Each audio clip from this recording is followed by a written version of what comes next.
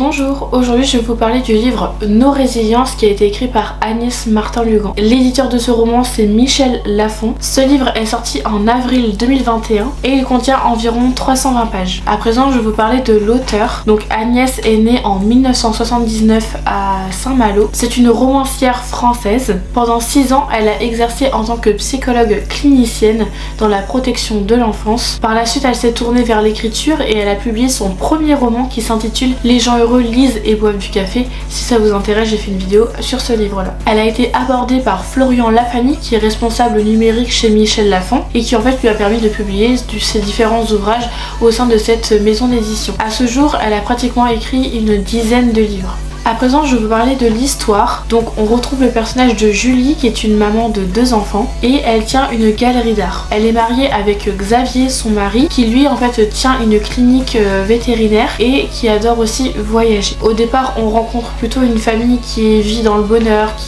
voilà, où il n'y a pas d'imprévu, tout se passe au mieux, jusqu'au jour où Xavier en fait a un accident de moto et là ça fait tout basculer, il faut tout reconstruire et pour eux ça devient très difficile de se remettre d'attaque, de comprendre l'un et l'autre. Donc si ce livre vous intéresse, je vous invite à aller le découvrir. Mon avis par rapport à ce livre, et bien comme chaque roman de Agnès Martin-Lugan, je suis toujours admirable de son travail parce qu'elle arrive facilement à nous plonger en fait dans ses écrits, dans ses romans, à travers les personnages. Moi honnêtement ce livre m'a pris aux tripes. J'ai aussi beaucoup pleuré sur ce livre là parce qu'il m'a rappelé des moments difficiles de ma vie que je pensais enfouis et au final qui ont refait surface. L'histoire est vraiment très touchante et je me suis beaucoup retrouvée à travers le personnage de Julie. Cette sensibilité forte, le fait qu'elle soit perdue, le manque de communication, le fait aussi qu'en fait elle a son interprétation à elle et alors que si d'un point de vue extérieur en fait on peut avoir un regard complètement différent. J'avais aussi très hâte de finir ce livre là parce que d'une part j'avais hâte aussi de savoir comment allait se terminer leur histoire à Julie et Xavier et aussi deuxièmement parce que j'en pouvais plus, parce que je souffrais trop à force de lire ce livre.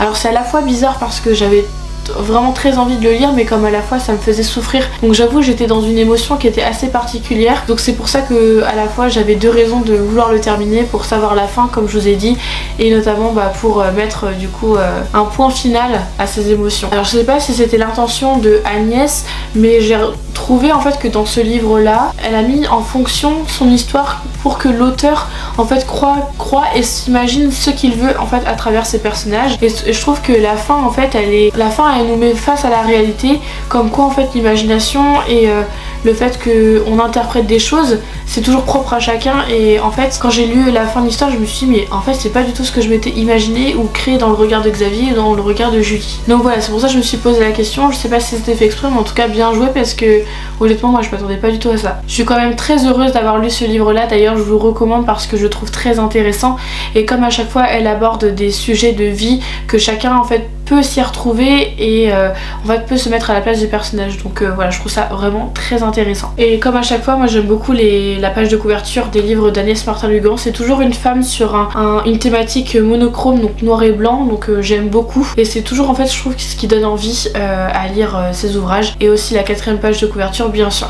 Si ce livre vous intéresse, il est au prix de 7,60 €. Et bien merci d'avoir regardé ma vidéo, n'hésitez pas à m'écrire dans les commentaires ce que vous pensez de celui-ci et si vous avez d'autres livres à me recommander. Et moi je vous dis à bientôt.